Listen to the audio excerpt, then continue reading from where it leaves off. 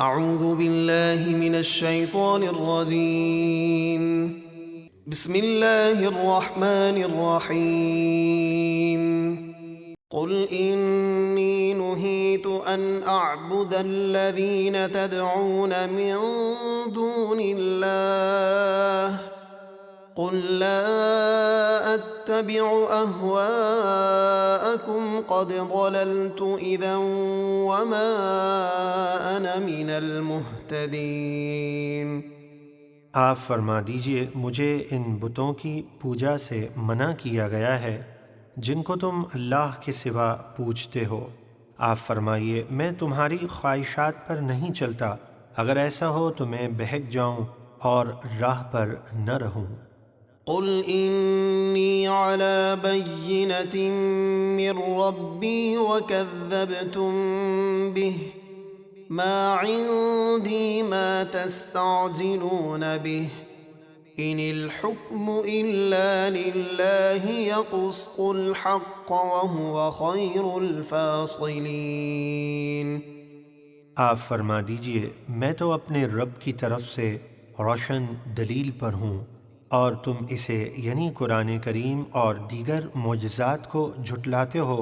میرے پاس وہ عذاب نہیں جس کی تم جلدی کرتے ہو، حکم تو اللہ ہی کا چلتا ہے، وہ حق بیان فرماتا ہے اور وہ سب سے بہتر فیصلہ فرمانے والا ہے۔ قل لو ان عندي ما تستعجلون به لقضي الامر بيني وبينكم واللہ اعلم بالظالمین۔ آپ فرما دیجئے اگر میرے پاس وہ عذاب ہوتا جس کی تم جلدی کر رہے ہو تو ضرور میرے اور تمہارے درمیان کام ختم ہو چکا ہوتا، اور اللہ ظالموں کو خوب جانتا ہے۔ وعنده مفاتح الغیب لا يعلمها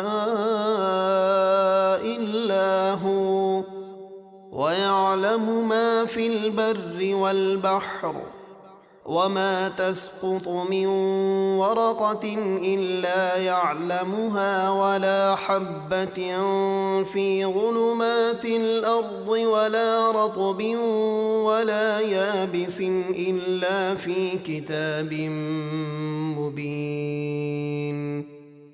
اور اسی کے پاس غیب کی کنجیاں ہیں، انہیں وہی جانتا ہے، اور وہ جانتا ہے جو کچھ خشکی اور سمندر میں ہے، اور جو پتا گرتا ہے وہ اسے جانتا ہے، اور زمین کی اندھیریوں میں کوئی دانہ نہیں، اور نہ کوئی تر اور نہ کوئی خشک چیز، مگر وہ سب کچھ ایک روشن کتاب یعنی لوح محفوظ میں لکھا ہوا ہے۔ وَهُوَ الَّذِي يَتَوَفَّاكُم بِاللَّيْلِ وَيَعْلَمُ مَا جَرَحْتُم بِالنَّهَارِ ثُمَّ يَبْعَثُكُمْ فِيهِ لِيُقْضَىٰ أَجَلٌ مُّسَمًّى ثُمَّ إِلَيْهِ مَرْجِعُكُمْ ثُمَّ يُنَبِّئُكُم بِمَا كُنتُمْ تَعْمَلُونَ۔